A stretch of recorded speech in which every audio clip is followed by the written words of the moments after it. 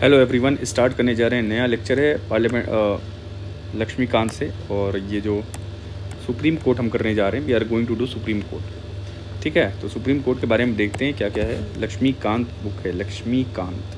Okay, तो Laxmikant deal कर रहे हैं, we are dealing with Laxmikanth. So supreme court के बारे में चलिए यहाँ से स्टार्ट करते हैं। अनलाइक द अमेरिकन कॉन्स्टिट्यूशन, तो अमेरिकन कॉन्स्टिट्यूशन यहाँ अनलाइक लिखा हुआ है। द इंडियन मतलब अमेरिकन कॉन्स्टिट्यूशन से इंडियन कॉन्स्टिट्यूशन सुप्रीम कोर्ट के मामले में डिफरेंट है। कैसे कि इंडियन कॉन्स्टिट्यूशन हैज़ एस्टेब्लिश्ड एक इंटीग्रेटेड जुडिशियल सिस्टम। हमारे यहाँ एक इंटीग्रेटेड जुडिशियल सिस्टम है जहाँ पे सुप्रीम कोर्ट एकदम टॉप पे आ जाता है। तो सुप्रीम कोर्ट क्या है, टॉप पे, और बाकी सारे कोर्ट्स नीचे आते हैं इसके, ठीक है, बिलो इट। और अंडर अ हाई कोर्ट, एक हाई कोर्ट है, and below the state level there is a hierarchy of subordinate courts. तो एक हाई कोर्ट आता है, इसके अंदर पे नीचे क्या आ जाएंगे, सबऑर्डिनेट कोर्ट्स आ जाएंगे। तो सुप्रीम कोर्ट आपको पता है हाईएस्ट कोर्ट ऑफ अपील है, ठीक। उसके बाद फिर स्टेट्स में हाई कोर्ट्स हैं टॉप पे, पर सबसे टॉप पे सुप्रीम कोर्ट है, और फिर सबऑर्डिनेट कोर्ट्स हैं, डिस्ट्रिक्ट कोर्ट्स हैं, and then other lower courts. तो there is a single system of court, क्या है, adopted by the government of India act 1935।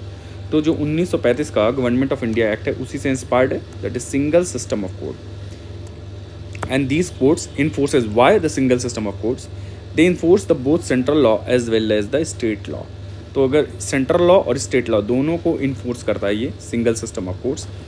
जबकि यूएसए में, अगर यूएस की बात की जाए तो यूएसए में क्या चीज़ बताई गई है, on the other hand the federal laws जो होते हैं they are enforce by federal judiciary and the state laws are enforce by the state judiciary.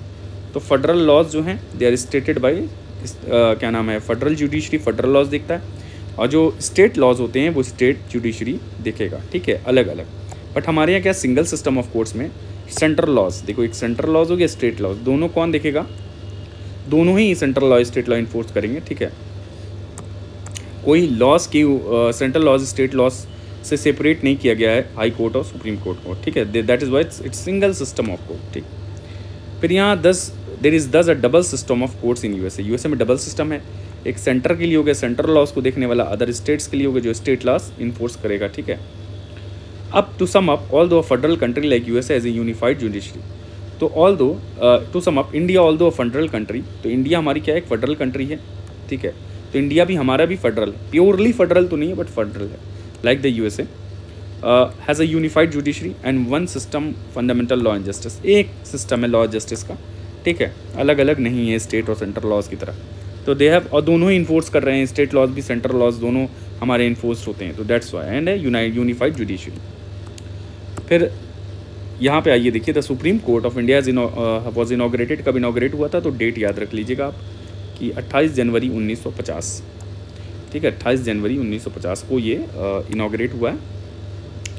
और इट सक्सीडेड जो फेडरल, इसके पहले हमारे यहाँ फेडरल कोर्ट्स थी, फेडरल कोर्ट ऑफ इंडिया, ठीक है, उसकी जगह ये आया, गवर्नमेंट ऑफ इंडिया एक्ट में बना हुआ था ये फेडरल कोर्ट, ठीक है,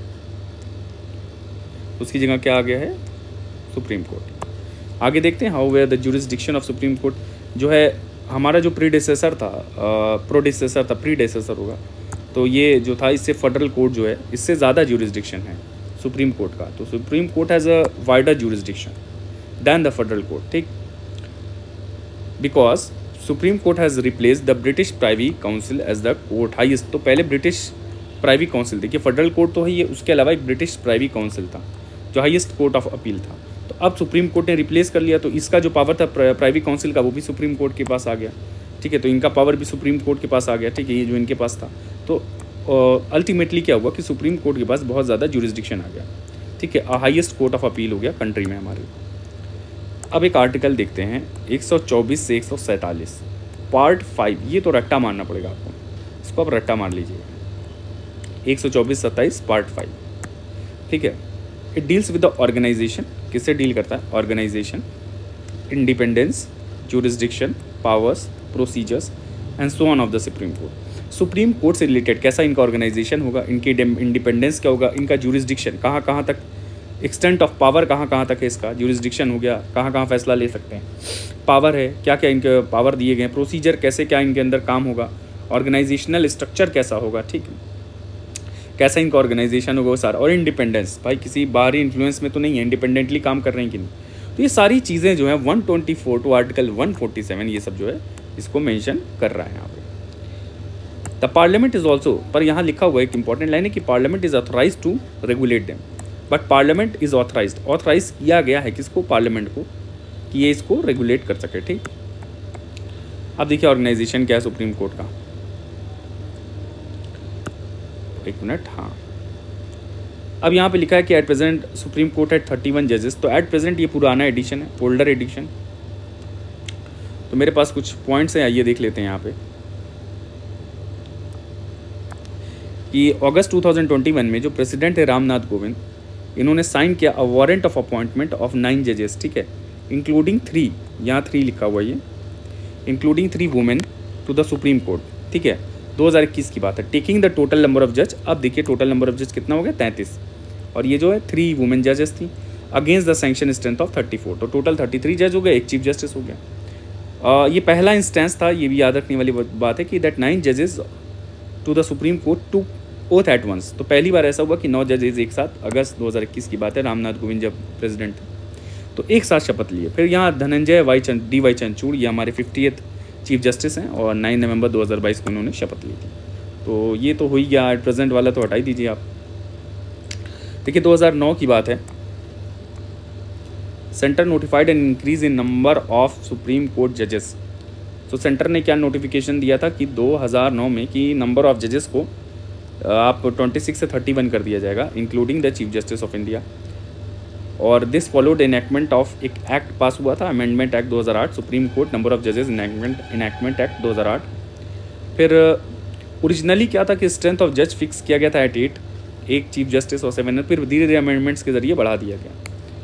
तो 10 नंबर ऑफ जजेस हो गए 1956 में, 13 हो गए 1960 में, 17 हो गए 1977 में, 25 हो गए 86 में। तो अलग अलग नंबर था, देखिए 25 जज बनाए गए 86 वाले में, 17 जज बनाए गए 77 वाले में, 13 जज बनाए गए थे 1960 वाले में, यहाँ 10 जज कर दिया गया था 1966। तो नंबर देखिए चेंजेस हो गए वेरियस अमेंडमेंट से। ठीक, आइए अब जजेस के बारे में थोड़ा सा देख लिया जाए, क्या है जजेस के बारे में, क्या चीज़ें हैं। अपॉइंटमेंट ऑफ जजेस हम यहाँ पे देखेंगे क्या है अपॉइंटमेंट का। तो द जजेस of supreme court are appointed by president, तो यहाँ बहुत इंपॉर्टेंट लाइन है कि प्रेसिडेंट अपॉइंट करता है, और chief justice is appointed by the president, president appoint करेगा चीफ जस्टिस को भी, बट कंसल्टेशन विद सच जजेस of supreme court and high court as he deems necessary. तो प्रेसिडेंट जिसको चाहेगा, जिस जजेस को कंसल्ट करना है, प्रेसिडेंट कंसल्ट कर लेगा, जजेस of supreme court and high court का जज देखेगा एज ही डीम्स नेसेसरी। ठीक है, फिर यहाँ पे है कि द अदर जजेस are appointed by the president after consult, भाई बाकी के जो जज हैं अदर जजेस they are appointed by president after consultation with chief justice. तो चीफ जस्टिस से कंसल्टेशन होंगे तो बाकी जजेस हो जाएंगे। और भी जजेस को ले सकता है, एक जज बनाने के लिए CGI का कंसल्टेशन ले सकता है प्रेसिडेंट, या और भी जजेस का ले सकता है, सुप्रीम कोर्ट के या हाई कोर्ट के, एज ही डीम्स नेसेसरी। भाई ठीक है, the consultation with the chief justice is obligatory. यहाँ देखिए ऑब्लिगेटरी लफ्ज़ आया है, जब कंपलसरी हो गया यहाँ पे कि भाई चीफ जस्टिस का कंसल्टेशन, प्रेसिडेंट अपने मनमानी नहीं कर सकते, यहाँ पे चीफ जस्टिस का जो है वो कंसल्टेशन ऑब्लिगेटरी है in case of appointment of जज। अब अदर देन चीफ जस्टिस, अब चीफ जस्टिस तो मेन ही हो गया, अब किसी और जज के लिए करना है तो ये है। आइए देखिए कंसल्ट यहाँ पे क्या है, सीनियर मोस्ट जज वैसे तो चीफ जस्टिस हो जाता है। कंट्रोवर्सी क्या है, what is the controversy over consultation, क्या क्या आया है, 3 जजेस केस आए। तो supreme court has given the different interpretation. Consultation माने क्या है कि बस कंसल्ट कर लिया, अपनी मनमानी कर दी, या कंसल्ट कर लिया वो कंसल्टेशन बाइंडिंग हो गई कि हमें जो हमें बताया है CGI ने प्रेसिडेंट को वही करना है, या अपना डिस्क्रिशनरी पावर प्रेसिडेंट यूज़ कर सकता है। क्या चीज़ है कंसल्टेशन, देखिए पहला जज का केस आया 1982, याद कर लीजिए PCS में तो यही पूछ लेगा कब आया, 1982। अंदर कंसेप्ट नहीं पूछेगा पर ये डेट वेट पूछ लेगा। UPSC वाले तो कंसेप्ट देखें, आजकल फैक्ट UPSC में भी आ रहा है। Court held that the consultation does not mean concurrence, भाई सबका कॉन्करेंस नहीं होता, बस एक्सचेंज ऑफ व्यूज़, ठीक है, जस्ट आपने आदान प्रदान कर लिया व्यूज़ का, बस वो हो गया, इट नॉट इंक्लूड कॉन्करेंस, सहमति एकदम ना हो, एक कंसेंसस नहीं है, बस एक एक्सचेंज ऑफ व्यूज़ है। सेकंड जज केस आया फिर ये 1993 में, इसने क्या कहा, कोर्ट ने रिवर्स कर दिया अपना रूलिंग का और कहा कंसल्टेशन मतलब कॉन्करेंस होता है। भाई साहब ये लो, कंसल्टेशन सिर्फ एक्सचेंज ऑफ व्यूज़ नहीं, कॉन्करेंस है। और ये कहा कि advice tendered by chief justice of India is binding on the president. तो पहला सेकंड जज केस में ही ये आया कि चीफ जस्टिस ऑफ इंडिया जो एडवाइस देगा, advice tendered is binding on the president, president पे बाइंडिंग है, जो भी एडवाइस दी गई है इट इज़ बाइंडिंग। तो बाइंडिंग, यहाँ लफ्ज़ बाइंडिंग आया, binding on the president, advice tendered भाई किसके, चीफ जस्टिस ऑफ इंडिया जो एडवाइस दे रहा है। आइए आगे देखते हैं, इन मैटर्स ऑफ वही अपॉइंटमेंट ऑफ जजेस of the supreme court. But chief justice, but यहाँ पे एक लफ्ज़ आया बट, क्या भाई क्या आगे बात है कि chief justice would tender is advice on the matter after consulting 2 of his senior most colleague. भैया यहाँ जज अपना फैसला अपना नहीं लेगा, सीजीआई जो है ये भी 2 कम से कम एटलीस्ट 2, यहाँ पे लफ्ज़ आया ना 2, तो 2 सीनियर मोस्ट जज को तो कंसल्ट करना ही करना है, ठीक, अपने कलीग को। पर जो सेकंड जज केस में आया था, देखिए सेकंड जज का केस है, यह आया था 1993 में, इसमें कहा कि बाइंडिंग है सीजीआई की जो एडवाइस है। फिर थर्ड जज केस आया 1998 में, फिर कोर्ट का ओपिनियन था that the consultation process to be appointed by the chief justice requires consultation. तो ये कहा कि जो कंसल्टेशन होगा जजेस अपॉइंटमेंट का to be adopted by the chief justice, जो चीफ जस्टिस आप अडॉप्ट करेंगे, इट रिक्वायर्स, क्या रिक्वायर करता है, कंसल्टेशन ऑफ प्लूरैलिटी जजेस। किसके, प्लूरैलिटी जजेस। व्हाट इज इट, आइए देखते हैं। देखिए प्लूरैलिटी डिसीजन क्या होता है, पहले आप देखिए यहाँ प्लूरैलिटी डिसीजन मेंशन किया हुआ है, क्या है, is a court decision in which no opinion, कई ओपिनियन दी गई, receive the support of majority of the जजेस। मतलब एक ओपिनियन थी, दूसरी थी, 3 ओपिनियन दी गई, किसी को भी मेजॉरिटी सपोर्ट नहीं मिला। मेजॉरिटी मतलब 10 में से 6 आउट ऑफ 10, अगर 10 है तो 6 से 5 से ज़्यादा किसी को नहीं मिला, नॉट मोर देन 5 किसी को मिला ही नहीं, ठीक। तो प्लूरैलिटी, अब यहाँ पे यही चीज़ आई। अब plurality opinion is judicial opinion, क्या होता है, या opinions which receive the most support. भाई मेजॉरिटी नहीं है, नो मेजॉरिटी, ठीक, कि मतलब 10 में से 6/10 नहीं हुआ, बट मोस्ट सपोर्ट, ठीक, मोस्ट सपोर्ट मिल गया, ठीक है। मेनली केसेस ऑफ 3 ओपिनियन दे दिए गए, ठीक है। इसमें एक को मिला 4, एक को मिला 5, एक को मिला 1, या एक को मिला 4, एक को मिला 3, एक को मिला फिर 3, इस तरह से, या 2। तो मोस्ट क्या हो गया, 4, तो 10 में से 4 क्या है, यही है, मैक्सिमम हो गया, बट मेजॉरिटी तो नहीं है। तो बस यही चीज़ है कि opinion which receive most of the support among those opinion which supported the plurality decision. ये related, may be it's related, अगर मैं गलत हूँ तो प्लीज़ मुझे करेक्ट करिएगा। I am not a lawyer, but मैंने I have tried to search this on internet, but I could find only these things. तो आइए आगे देखते हैं। तो प्लूरैलिटी जजेस कंसल्टेशन में मे बी दिस मत कि मेजॉरिटी रहे, not majority but maximum support रहे। यहाँ क्या है, most support among those opinion, ठीक है। The sole opinion of the chief justice does not constitute. और तीसरे जज केस में कह रहा है कि तो तीसरे वाले जज केस में क्या क्या आया, एक प्लूरैलिटी जजेस आया, ठीक है, प्लूरैलिटी जजेस आ गया, ये देख लीजिए, वेट अ मिनट, एक प्लूरैलिटी जजेस आया दूसरा थर्ड जज केस में, और एक क्या आया कि सोल जो ओपिनियन है चीफ जस्टिस का, it does not constitute the consultation. तो अकेला चीफ जस्टिस का ओपिनियन कंसल्टेशन नहीं है, यहाँ क्या होना चाहिए, मोस्ट सपोर्ट होना चाहिए अमंग द ओपिनियन, कई ओपिनियन में से। फिर he should consult a collegium of at least, यहाँ देख लीजिए 4 सीनियर मोस्ट, यही प्लूरैलिटी जजेस में 4 सीनियर मोस्ट जज को रख दिया गया of the supreme court. And even if 2 जजेस give adverse opinion he should not sit. अगर 2 जज भी अगर 4 में से एडवर्स ओपिनियन दे दिए तो अपना रिकमेंडेशन नहीं भेजेंगे ये किसको, गवर्नमेंट को। तो 4 में से 2 तो मेजॉरिटी हो गया ना, 2/4 मेजॉरिटी हो गया ये। तो अगर 2 ने भी कुछ अपोजिंग व्यूज़ दे दी, अपोजिंग व्यूज़ आ गई, तो प्रेसिडेंट को नहीं भेजेगा, सीजीआई प्रेसिडेंट को नहीं भेजेगा अपना ओपिनियन, ठीक है। आइए आगे देखते हैं।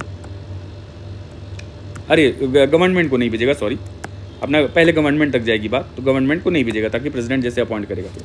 तो court held that the recommendation, court ने क्या हेल्ड किया, that the recommendation made by the chief justice of India without complying the norms and requirements of the consultation process are not binding on the government. Court ने ये कहा कि जो consultation है, recommendation अगर चीफ जस्टिस ने किया है, और जो भी जिस तरह से रिकमेंडेशन करा जाता है, कंसल्टेशन प्रोसेस होता है, इसमें कंसल्टेशन होता है, प्लूरैलिटी जजेस का होता है, ठीक है। तो अगर सीजीआई ने कंप्लाई नहीं किया with the norms and requirements of consultation, तो कंसल्टेशन के क्या नॉर्म्स हैं, क्या नॉर्म चला आ रहा है, क्या रिक्वायरमेंट्स इसकी, अगर पूरा नहीं किया सीजीआई ने, तो ये सरकार पे बाइंडिंग नहीं है कि जिसका नाम रिकमेंड करेगा सीजीआई उसी को अपॉइंट किया जाए, ठीक है। तो इसका मतलब ये है कि कंसल्टेशन ऑफ प्लूरैलिटी जजेस norms and requirements are must for appointment for any जज ऑफ द सुप्रीम कोर्ट। सिर्फ CGI का opinion, mayor opinion of CGI is not required, ठीक है, या is not binding on the government also. आगे देखते हैं 99th एक कॉन्स्टिट्यूशनल अमेंडमेंट एक्ट आया था 2014 में, काफ़ी उसमें न्यूज़ में था ये कि NJAC नेशनल जुडिशियल NJAC का अपॉइंटमेंट किया गया था, गठन किया गया था कि इसने क्या किया कि इसने कॉलेजियम सिस्टम जो है ना, मिनिमम 4 जज होंगे जिनका कंसल्टेशन, इसको ही हटा दिया, ठीक है, और एक नई बॉडी बना दी नेशनल जुडिशियल अपॉइंटमेंट कमीशन की। हाउएवर फिर 2015 में क्या हुआ, सुप्रीम कोर्ट ने 99th कॉन्स्टिट्यूशनल अमेंडमेंट को एज वेल NJAC को इसको अनकॉन्स्टिट्यूशनल और वॉइड कर दिया। किसने कहा? ये ट्रांसपेरेंसी और हमारी इंडिपेंडेंसी पे एक ब्रीच है। तो earlier collegium system became operative again, तो फिर से ऑपरेटिव हो गया। तो कॉन्स्टिट्यूशनल और अनकॉन्स्टिट्यूशनल और वॉइड बोला गया था NJAC एक्ट को, ठीक है। ये ट्रांसपेरेंसी और ब्रीच कॉज कर रहा है। देखिए सेपरेशन ऑफ पावर है, ठीक है, हमारे यहाँ एक जुडिशरी है, फिर लॉ मेकिंग बॉडी है, फिर एग्जीक्यूटिव है। हमारा थोड़ा सा लॉ से एग्जीक्यूटिव वो करता है, पर यहाँ देख लीजिए यहाँ जुडिशरी जो है एकदम मतलब सेपरेट रखना है, तो ये इंटरफेरेंस होने लगा था फिर। This verdict will be delivered by supreme court in the 4 जजेस केस। तो ये डिलीवर हुआ था 4 जजेस केस में। तो चौथा जजेस केस अगर आपसे पूछा जाए तो वो 2015 वाला है। और यहाँ पे देखिए इंडिपेंडेंस वाली बात आ गई थी कि भाई इंडिपेंडेंस हर्ट हो जाएगी। आगे देखा जाए हम लोग अपॉइंटमेंट ऑफ चीफ जस्टिस, कैसे अपॉइंट होता है चीफ जस्टिस।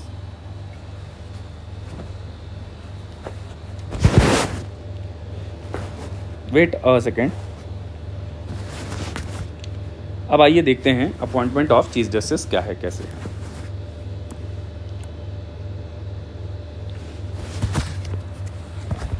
(1950) से लेकर के 1973 तक की बात है। The practice has been to appoint senior most जजेस। 73 तक ये था कि भाई सीनियर मोस्ट जो जज होगा उसी को बना दिया जाएगा चीफ जस्टिस, सीनियर मोस्ट को, ठीक है। कहाँ का सुप्रीम कोर्ट की बात कर चल रही, जाहिर सी बात है चीफ जस्टिस बना दिया जाएगा। पर ये कन्वेंशन जो था, जो चला आ रहा था, ये 1973 में वायलेट हो गया जब AN रे जो थे ये अपॉइंट हो गए चीफ जस्टिस ऑफ इंडिया। तो AN रे अपॉइंट कर दिए गए by the superseding 3 senior most. भाई 3 जजेस को सुपरसीड कर लिया गया, जो सीनियर थे ये जूनियर थे, चौथे नंबर पे इनको बना दिया गया। अब सब ये इंदिरा गांधी का पीरियड चल रहा था। अगेन इन 1977 में क्या MU बेग अपॉइंट हो गए और ये सुपरसीड किए थे सीनियर मोस्ट जज को, ठीक है। एक और तो एक 77 में इस चीज़ का ब्रीच हुआ और दूसरा क्या था 73 में। This discretion of the government was curtailed by the supreme court. Supreme court ने ये जो मनमानी चल रही थी गवर्नमेंट की, किसी को भी बना दिया, इसको कर्टेल तोड़ दिया, मतलब एक तरह सुप्रीम कोर्ट ने इन द सेकंड जजेस केस ऑफ 1993 की बाइंडिंग हो जाएगा, जो हमने ऊपर पढ़ा है। That supreme court rule that the senior most जज of the supreme court should be appointed to the office of the chief. तो सबसे सीनियर मोस्ट होगा, ठीक है, CGI जो होगा सबसे सीनियर मोस्ट जज होगा, ये इसमें कहा गया था। और एक और चीज़ थी कि कंसल्टेशन बाइंडिंग हो जाएगी। कंसल्टेशन बाइंडिंग सेकंड में था, थर्ड जजेस केस में शायद में भी आया था ये कि क्या नाम है, प्लूरैलिटी जजेस। तो देखिए था, सॉरी, थर्ड जजेस केस में प्लूरैलिटी जजेस आया था, 4 जज तो कम से कम कंसल्ट करनी। Mere sole opinion of the CGIs was not recommended. अगला देखते हैं क्वालिफिकेशन ऑफ द जज क्या है भाई साहब। जो जज को अपॉइंट होना है एज अ जज, उनकी कुछ क्वालिफिकेशंस हैं कि तब ये बनेंगे। पहला तो अपना सिटीज़न हो इंडिया का, जाहिर सी बात है कि सिटीज़न ही होगा इंडिया का तभी तो। फिर ये जज रहा चुका हो, जो ये CGI की बात हो रही। जज देखिए नॉर्मल, देखिए अब जज ऑफ सुप्रीम कोर्ट, यहाँ जज की बात की गई, ठीक है, यहाँ जज ऑफ सुप्रीम कोर्ट, इसको हाईलाइट कर लीजिए। वो कम से कम जज रहा हो हाई कोर्ट का, ठीक है, 5 साल के लिए, तो एलिजिबिलिटी हो गई। आपको सुप्रीम कोर्ट का जज बनना भाई साहब, 5 साल आप हाई कोर्ट के जज रहना, मतलब आप बन गए हैं तो ठीक है। या एडवोकेट रहा हो ये हाई कोर्ट का, या और high court in succession for 10 years, 10 साल एडवोकेट ऑफ हाई कोर्ट, ये भी जज बन सकता है सुप्रीम कोर्ट। या डिस्टिंग्विश्ड जूरिस्ट हो, ठीक है, एक डिस्टिंग्विश्ड जूरिस्ट अपॉइंट हुए थे, उनका नाम मैं भूल गया हूँ, मे बी 1980s में 83 में एक, he was not may be वो जज वज नहीं थे, शायद वकील भी नहीं थे, but he was a distinguished jurist because उनको नॉलेज बहुत थी। डिस्टिंग्विश्ड जूरिस्ट मतलब एक्सेस नॉलेज है, आपको एक्सपीरियंस है फील्ड ऑफ लॉ में, ठीक है, मे बी शायद ये लॉयर भी नहीं थे। तो ओपिनियन ऑफ द प्रेसिडेंट, तो ओपिनियन ऑफ द प्रेसिडेंट में तो एक डिस्टिंग्विश्ड जूरिस्ट होना चाहिए। उनका नाम मैं भूल गया हूँ, I will tell you, maybe किसी और लेक्चर में मैं एक्सप्लेन कर दूंगा। तो पहली बार कोई ऐसा बना था। फिर आगे देखते हैं क्या है। From the above it is clear that the constitution has not prescribed a minimum age. एक मिनिमम एज तो बताई नहीं गई है जज बनने के लिए, ठीक है, ये सब सारी चीज़ें आ गई हैं, मिनिमम एज नहीं है। ओथ देख लो भाई साहब, जो ओथ होता है, जो जज शपथ लेता है एज अ जज ऑफ द सुप्रीम कोर्ट अपने ऑफिस में जाने से पहले, ये प्रेसिडेंट के पहले लेगा, ठीक है, कौन दिलाएगा, ये प्रेसिडेंट, या प्रेसिडेंट किसी और को अपॉइंट कर देगा अपने जगह पे, वो भी दिला देगा। तो जज क्या स्वेयर करता है, तो भैया संविधानिक पद है, अरे क्या नाम है कि संविधान की रक्षा करना है, इनको सारा केस वेस देखना है, कॉन्स्टिट्यूशनैलिटी ऑफ लॉस चेक करनी है। तो भैया पहले तो कॉन्स्टिट्यूशन है, फेथ अलीजियंस तो हो ही गया, वे सबके लिए। अपहोल्ड द सवर्निटी और इंटीग्रिटी ऑफ द इंडिया, ठीक भाई, इंटीग्रिटी रहे, सारे स्टेट्स जुड़े रहें, इंडिया टूटे नहीं, इंटीजर है। और सवर्निटी क्या है, किसी फॉरेन ऑब्लिगेशन में ना है, किसी बाहरी दबाव में ना रहे, सवरन है, अपना डिसीजन खुद ले रहा। तो यही चीज़ है, बाकी एक लेक्चर मैं लूँगा सवर्निटी इंटीग्रिटी पे, वहाँ क्लियर हो जाएगा। तो ड्यूली आप देखिए एनसीईआरटी ज़रूर पढ़िएगा, सवर्निटी इंटीग्रिटी ये सब एनसीईआरटी में मेंशन्ड होगा कहीं ना कहीं, देखिए मे बी क्लास 9-10 में है और बहुत अच्छा एक्सप्लेन किया हुआ है, एनसीईआरटी ज़रूर पढ़ें आप बेसिक्स के लिए। फिर टू ड्यूली क्या है, अगला है faithfully and to the best of his ability, knowledge and judgment perform the duties of the office without fear, बिना डरे और बिना पक्षपात किए, एफेक्शन और इल विल, ठीक है, कोई ख़राब नीयत के बिना, ठीक है, और बिना फेवर फियर के, बिना अफेक्शन के, ठीक है, ये सारा अपनी ड्यूटी फुलफिल करना। और अपहोल्ड द कॉन्स्टिट्यूशन और laws, to uphold the constitution, संविधान और लॉ को, दोनों को ही अपहोल्ड करना, ठीक है, मेंटेन करके रखना, फॉलो करना। अपहोल्ड में कई चीज़ें आ जाएंगी। फिर यहाँ टेन्योर देखा जाए क्या है, यहाँ देखिए फिक्स नहीं है, constitution is not fix the tenure of जज ऑफ द सुप्रीम कोर्ट। यहाँ देखिए कई बार ना संविधान ने मेंशन नहीं किया, तो एग्जाम में आ जाता है कि कॉन्स्टिट्यूशन ने किया है कि नहीं, ठीक है, कॉन्स्टिट्यूशन ने फिक्स नहीं किया है टेन्योर। हाउएवर 3 प्रोविज़न हैं इन दिस रिगार्ड कि ये 65 साल तक एज होगा, और any question regarding his age से रिलेटेड कोई चीज़ है तो it would be determined by such authority in such manner as provided by the parliament. तो पार्लियामेंट में जो प्रोसेस दिया गया है, जो अथॉरिटी की बनाई है एज डिटर्मिनेशन के लिए, कि until he attains that age, any question regarding his age is to be determined by such authority और in such a manner as provided by parliament. Parliament में जो तरीका बताया है, जो अथॉरिटी बनाई है, वो देखेगी। He can resign his office by writing to the president, president को दे कर रिज़ाइन कर दिया, या he can be remove from his office by the president on the recommendation, parliament recommend कर देगा तब भी ये रिमूव हो जाएंगे। कैसे रिमूव होंगे देखिए, he can be remove from office by an order of the president. देखिए एक प्रेसिडेंट का ऑर्डर होगा, ठीक, और इसके पहले क्या क्या हो जाएगा, तो president can issue the removal only after an address, एक पार्लियामेंट्री एड्रेस होगा, उसके बाद ये प्रेसिडेंट ऑर्डर देगा, ठीक है। Only address by the parliament, only after an address by the parliament has been presented to him in the same session for such removal, ठीक है, उसी सेशन में जो है, ये नहीं कि अगला सेशन होगा, रिमूवल के लिए कोई एड्रेस दे दिया गया, उसी को ऑर्डर, वही आपने प्रेसिडेंट ने ऑर्डर कर दिया। अभी जो एड्रेस होगा, ठीक है, कि रिमूवल के लिए, it's should be supported by, कितने लोग सपोर्ट करेंगे, special majority of each house. भैया ईच हाउस की स्पेशल मेजॉरिटी है, that is total membership of that house, और majority of not less than 2/3 of the members of the house present and voting. जो present और vote कर रहे हैं उनका तो 2/3 चाहिए, और मेजॉरिटी ऑफ टोटल मेंबरशिप 50 से ज़्यादा हो, 100 हैं तो 50 से ज़्यादा, ठीक, ऑफ दैट हाउस। भाई अगर लोकसभा की बात है तो 500 का कुछ देख लीजिए, 250 के ऊपर, राज्यसभा है 250, 300 है कुछ, तो यहाँ हो जाएगा 125, 130 के ऊपर, तो जो भी अप्रॉक्स मैं ले रहा हूँ एग्जैक्टली नहीं, तो majority of the total membership, और जो भी वोट कर रहे बैठे हैं उनका 2/3 से ज़्यादा, ठीक है। तो ये सारे एड्रेस सपोर्ट होना चाहिए, यानी कि एड्रेस सपोर्ट, प्रेजेंट नहीं, एड्रेस सपोर्टेड, यहाँ लिखा है ना support, address should be supported भाई। स्पेशल मेजॉरिटी है ना, स्पेशल मेजॉरिटी का मतलब यही है, एक मेजॉरिटी टोटल की और 2/3 जो प्रेजेंट और वोट कर रहे हैं। फिर ग्राउंड्स ऑफ रिमूवल आर 2, एक proved misbehaviour in capacity, misbehaviour का गाली गलौज कर दिया, ठीक, कई चीज़ें आई हैं डिफिनीशन में, प्रूव्ड मिसबिहेवियर, और इनकैपेसिटी तो क्षमता नहीं है, मिसबिहेवियर का भी डिफिनीशन है, कई चीज़ें मिसबिहेवियर में आती हैं, ठीक है, वो अलग से एक लेक्चर ले सकते हैं, और या इसमें थोड़ा मैं दिखा सकता हूँ प्रूव्ड मिसबिहेवियर क्या क्या है, कई चीज़ें आएंगी इसमें, मे भी शायद मैंने मेंशन किया है कि नहीं। आइए आगे देखते हैं, देखिए आइए देख लेते हैं थोड़ा सा प्रूव्ड मिसबिहेवियर ऑफ अ जज क्या है।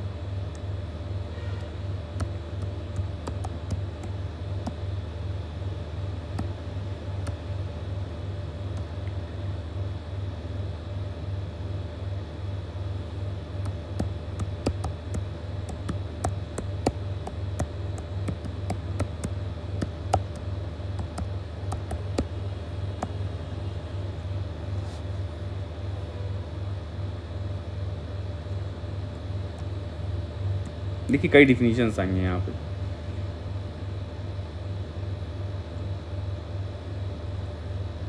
लिखा है ना, persistent failure to perform the judicial duties of the जज और विलफुल अब्यूज ऑफ ऑफिस, डोलस मेलस would be a misbehaviour would extend to conduct of जजेस इन और बियॉन्ड एग्जीक्यूशन। तो बियॉन्ड एग्जीक्यूशन ऑफ जुडिशियल ये है, ठीक है। तो इसमें कई डिफिनीशन है, जुडिशियल ड्यूटी नहीं परफॉर्म कर रहा है, विलफुल अब्यूज है, देख लीजिए ना।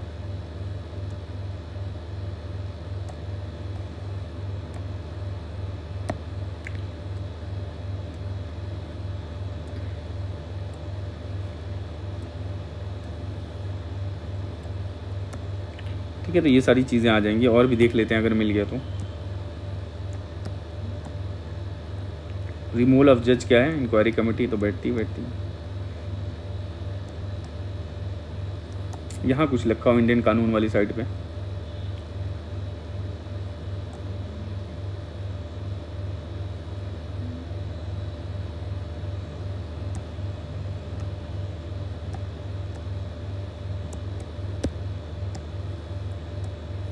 देखिए विलफुल मिसकंडक्ट इन ऑफिस में, परसिस्टेंट फेल्योर और inability to perform the just duties, ये सारी है। Habitual temperance in the use of intoxicants और ड्रग्स, ओहो ये भी आ जाएगा।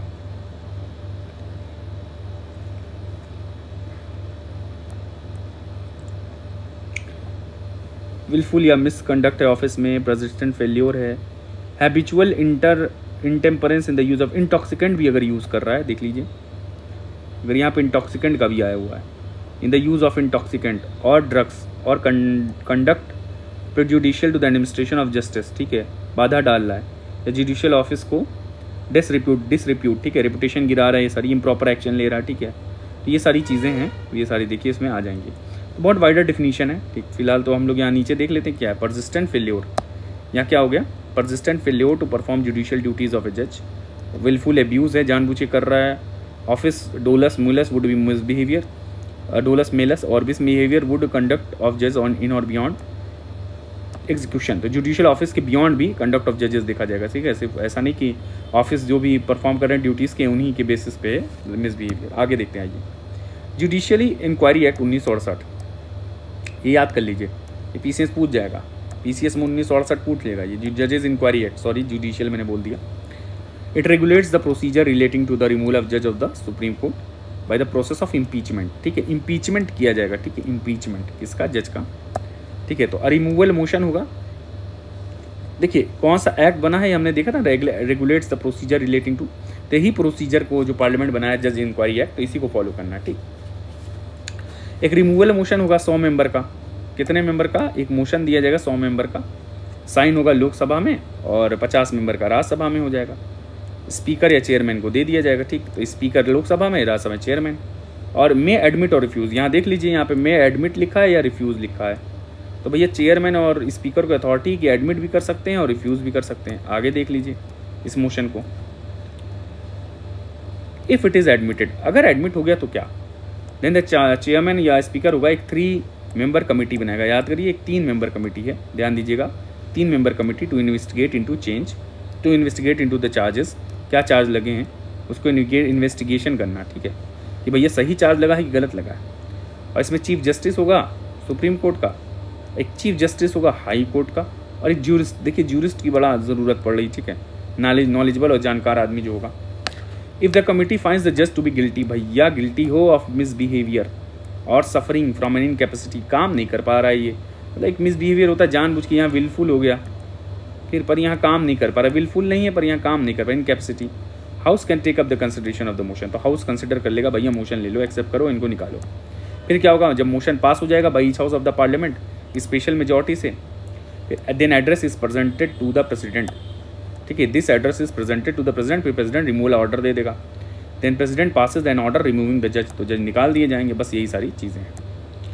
तो it is interesting to know that no जज of the supreme court has been impeached so far, कोई भी जज अभी तक इम्पीच नहीं हुआ है।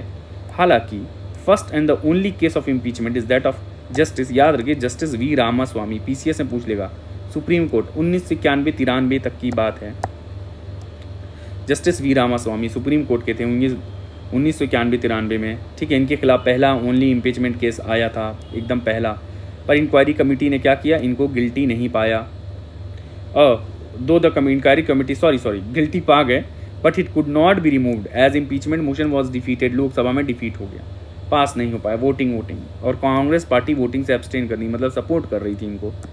जस्टिस वी रामास्वामी 1991-93 की बात है। फिर सैलरीज एंड अलाउंस की बात किया जाए, सैलरीज एंड अलाउंस क्या क्या होती हैं जज की, तो the salaries allowance privileges leave and pensions of the supreme court जजेस जो होते हैं सुप्रीम कोर्ट के, ये पार्लियामेंट डिटरमाइन करता है, determined by the from time to time by the parliament. तो पार्लियामेंट डिटरमाइन करेगा फ्रॉम टाइम टू टाइम ये सारी चीज़ें, salaries and all that. They can not be very to their disadvantage after their appointment except during financial emergency. जब financial emergency आ जाएगी तभी ये सब सैलरी वैली कम किया जा सकता, वरना नहीं किया जाएगा। 2009 में salary of the chief justice 33,000 थी, फिर 1 लाख कुछ ऐसा हुआ, पर इस टाइम शायद अभी 2.5 लाख रुपए है। ठीक है, 2.5 लाख पर मंथ, ठीक, अभी शायद ऐसा। द रिटायर्ड, ये पुराना एडिशन है, ओल्डर एडिशन, तो उसमें पुरानी चीज़ें दी हुई हैं। The retired chief justice and जजेस are entitled to 50% last drawn salary का 50% इनको पेंशन मिलेगी। ठीक है, हो गया। एक्टिंग चीफ जस्टिस की बात किया जाए, एक्टिंग चीफ जस्टिस की, तो प्रेसिडेंट कैन अपॉइंट अ जज of a supreme court as an acting chief justice of India when, कब, जब office of chief justice is vacant, खाली हो गया इसलिए, या चीफ जस्टिस टेम्पररी कहीं चले गए, या unable to perform his duties. अगर चीफ जस्टिस अपना काम नहीं कर पा रहा है, बहुत कम ऐसा होता है, सब टैलेंटेड लोग होते हैं भाई, अनेबल टू परफॉर्म ड्यूटीज़ बहुत कम चांस है। एडहॉक जजेस क्या हैं, जब कोरम नहीं है, ठीक है, जजेस की कमी हो रही है, परमानेंट जजेस नहीं है इतने कि सेशन रन किया जाए सुप्रीम कोर्ट का, तो सीजीआई जो है एक जज अपॉइंट करेगा, एडहॉक जज। कौन सा जज अपॉइंट करेगा, एडहॉक जज, ठीक, of the supreme court for temporary period के लिए। और ये कब करेंगे, जब कंसल्ट करेंगे, किसको कंसल्टेशन करेंगे, with the chief justice of the high court concern. ठीक है, जो हाई कोर्ट से लेके आ रहे हैं जज को किसी को, तो high court of the just concern and with the previous consent लेना पड़ेगा, एक बार कम से कम प्रीवियस कंसेंट किसका लेना पड़ेगा, हमारे प्रेसिडेंट का प्रीवियस कंसेंट लेना पड़ेगा। द जज सो अपॉइंटेड, जो ये क्वालिफाइड होने चाहिए भैया, जो जज अपॉइंट हो रहे हो क्वालिफाइड होना चाहिए एज अ जज अपॉइंटमेंट के लिए, जो भले टेम्पररी पीरियड के लिए हो। और it is the duty of the जज so appointed to attend the sitting, ये सिटिंग अटेंड करेंगे सुप्रीम कोर्ट की, अपना ड्यूटीज़ परफॉर्म करने के लिए। वाइल सो अटेंडिंग, सारा जुरिस्डिक्शन पावर इनको एंजॉय करे, तो सब कुछ मिलेगा भैया। भाई जज बन गए तो टेम्पररी बने, जुरिस्डिक्शन पावर प्रिविलेजेस सब जज के मिलेंगे, और जज ऑफ द सुप्रीम कोर्ट को जो मिलने चाहिए सारे मिलेंगे। ठीक है, अगला आ गया रिटायर्ड जज।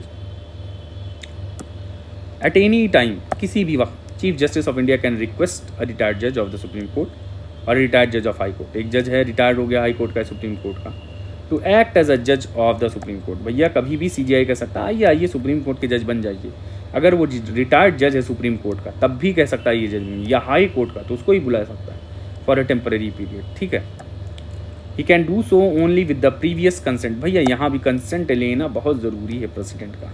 ठीक है, जब टेम्पररी और रिटायर्ड जज आएंगे तो प्रीवियस कंसेंट लीजिए, and also of the person so appointed. पर यहाँ पे और जजेस का कंसल्टेशन नहीं लिखा है रिटायर्ड वाले में।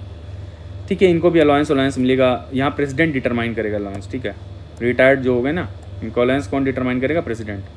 ये भी जुरिस्डिक्शन पावर प्रिविलेज सब इंजॉय करेंगे, but he will not otherwise be deem to be a जज of the supreme court. He will enjoy all the jurisdiction power and privileges of जज ऑफ द सुप्रीम कोर्ट। ठीक है, retired जज हैं तो वो सारा एंजॉय करेंगे, but he will not otherwise be deemed to be a judge of the, wait a minute,